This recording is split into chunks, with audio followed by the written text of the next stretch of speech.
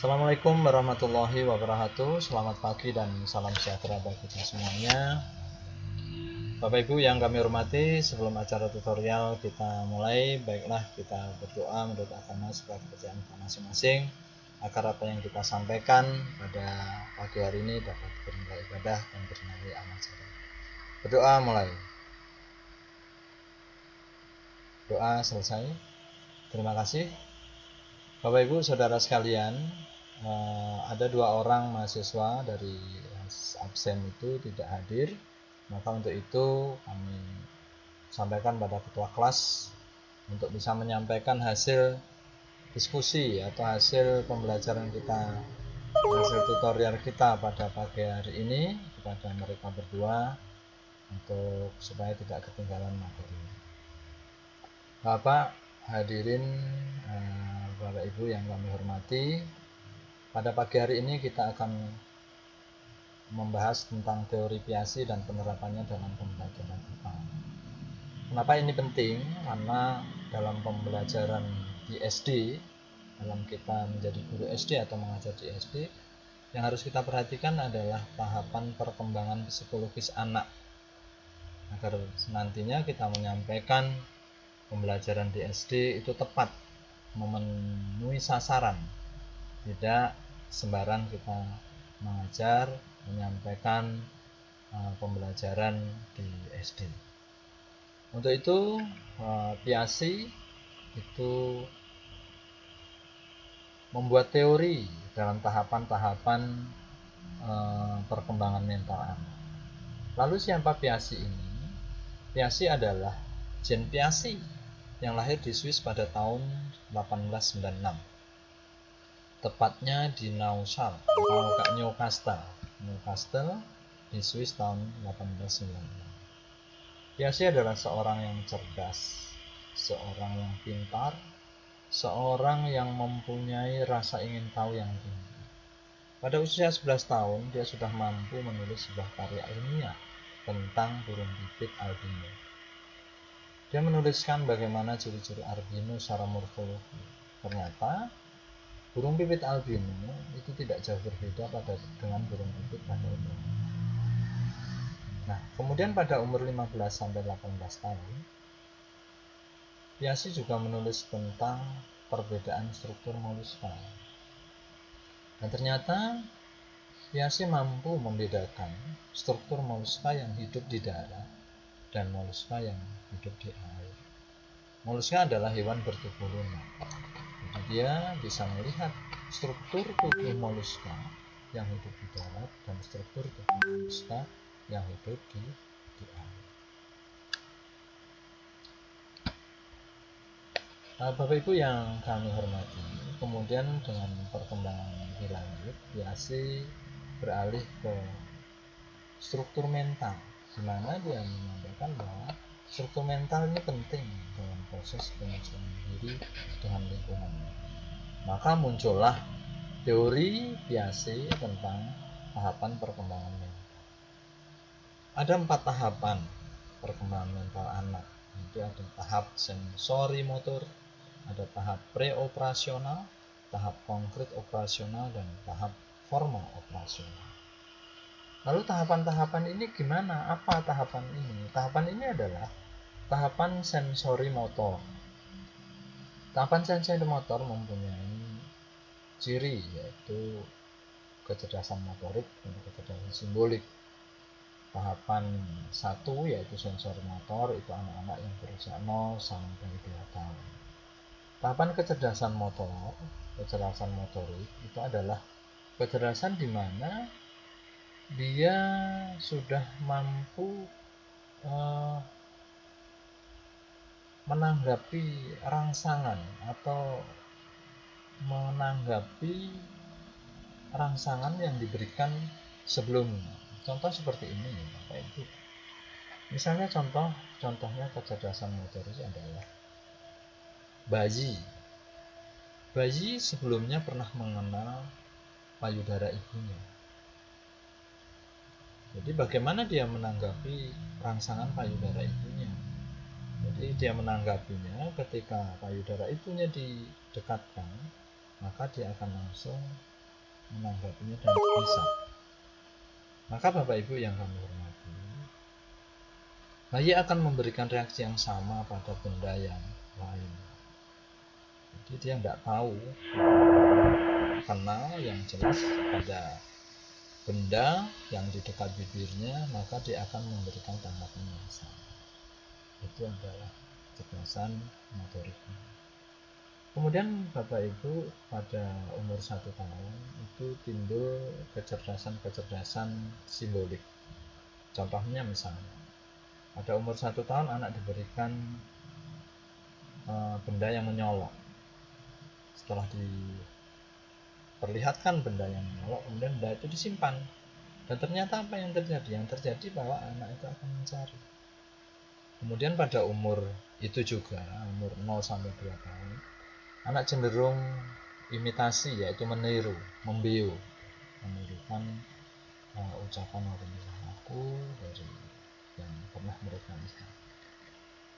Selanjutnya adalah tahapan preoperasional yang anak-anak yang berumur 2 sampai 7 tahun. Anak ini adalah mempunyai kecerdasan yang luar biasa. Pada masa ini anak bisa merangkai beberapa kata menjadi sebuah kalimat. Jadi cukup luar biasa. Dan anak ini mempunyai naluri atau intuisi, mempunyai egosentris dan persepsi yang berbeda. Anak di usia 2 sampai 7 tahun ini bersifat egosentris, yaitu memandang benda itu dengan sudut pandangnya sendiri. Jadi memandang apapun itu dengan sudut pandangnya sendiri. Kemudian Bapak Ibu yang hormati, selanjutnya adalah tahapan konkret operasional, yaitu umur 7 sampai 12 tahun. Itu adalah konservasi logika. Anak-anak pada umur 7 sampai 12 tahun ini adalah anak usia SD. Jadi ini Bapak Ibu yang perlu kita perhatikan. Konkret dan logika.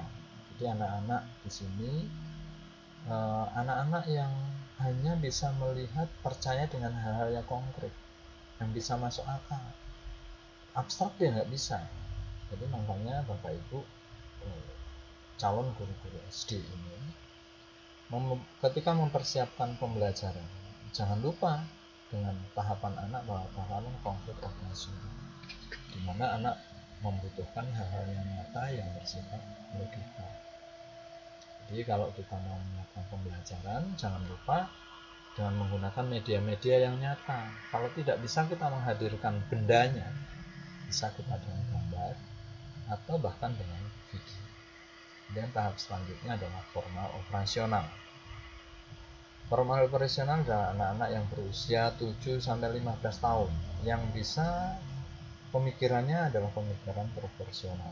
Jadi anak-anak yang berusia 7 sampai 15 tahun ini adalah anak-anak SMP, di mana anak-anak itu sudah mulai berkembang struktur berpikirnya, sudah berpikir secara logis, operasi yang logis, tapi masih terbatas, dan kemudian bisa berpikir secara ilmiah. Dia bisa menunjukkan hipotesis-hipotesis berdasarkan pemikiran-pemikirannya. Maka anak-anak usia 17 tahun ini adalah anak-anak yang sudah mencoba menggunakan langkah-langkah ilmiah dalam menyiapkan sebuah masalah. Oke Bapak Ibu, selanjutnya adalah penerapannya dalam pembelajaran, penerapannya teori biasi dalam pembelajaran biasi. Apa dan bagaimana? Satu, bahwa Bapak Ibu guru harus memulai hal-hal yang konkret, menjadikan sebuah kegiatan aktif yang menggunakan panca indera. Itu bisa dilihat, diraba, dirasa, dicium, di indera pencium. Maka anak-anak akan menjadi percaya dan kemudian mudah mengingat, kemudian mudah mengambil informasi baru itu dalam struktur kognitif. Dan selanjutnya Bapak Ibu guru harus membuat penata awal, dalam hal itu apersepsi, yaitu sebuah informasi umum mengenai hal yang akan diajarkan. Tujuannya apa? Tujuannya adalah supaya nanti ketika dia mendapat informasi baru dapat mengasimilasikan ke dalam struktur kognitif. Jadi anak Kemudian Bapak Ibu yang ketiga adalah penggunaan kegiatan yang bervariasi, karena murid mempunyai tingkat perkembangan kognitif yang berbeda dan gaya belajar yang berbeda. Itu pada Bapak Ibu yang kami hormati, bahwa kita jangan hanya menggunakan satu variasi dalam pembelajaran, karena anak-anak mempunyai tingkat kognitif yang berbeda. Jadi kelas 1, kelas 2, kelas 3, kelas 4, kelas 5 yang berbeda. Maka kita harus bervariasi dalam melaksanakan pembelajaran. Oke Bapak Ibu, sekarang kita coba diskusikan hal-hal apa saja yang perlu diperhatikan dalam merancang pembelajaran IPA di kelas 3. Silakan berdiskusi Bapak Ibu yang kami hormati. Oke, terima kasih. Dari hasil diskusi yang bisa kita ambil kesimpulan, yaitu bahwa anak pada kelas 3 itu sudah masuk dalam tahapan konkret operasional, tetapi masih mempunyai keterkaitan. Sehingga dalam merancang pembelajaran, keterbatasan tersebut perlu diperhatikan, seperti mereka masih berpikir berdasarkan apa yang bisa dia lihat, maka praktek nyata, percobaan menunjukkan benda nyata, gambar yang video adalah hal yang diutamakan. Oke, itu kesimpulan Bapak Ibu. Selanjutnya adalah tugas Bapak Ibu yang kami hormati. Jadi ada tugas, yaitu baca dan buat rangkuman pada KB 2 model Brunner dan penerapannya dalam pembelajaran IPA di SD. Bapak Ibu, dalam hal ini kami ingatkan juga bahwa pada minggu depan dengan hari yang sama, jadi hari Minggu, dengan jam dan waktu yang sama dan link yang sama, kita hadir kembali. Dan jangan lupa mereka yang tidak hadir pada hari ini disampaikan bahwa minggu depan kita akan mempelajari kegiatan belajar 2, yaitu modul bunyi dan penerapannya dalam pembelajaran IPA. Dan jangan lupa menyampaikan hasil rangkuman pada rekan-rekan kita yang tidak hadir pada hari ini, agar kiranya mereka tidak ketinggalan dalam pembelajaran. Oke, terima kasih Bapak Ibu. Ada yang perlu ditanyakan? Oke, kalau tidak ada yang ditanyakan, kita tutup pertemuan kita pada pagi hari ini dengan sama-sama berdoa menurut agama dan kepercayaan kita masing-masing. Berdoa mulai. Berdoa selesai. Oke, terima kasih. Demikian, bila taufik wal hidayah. Wassalamualaikum warahmatullahi wabarakatuh.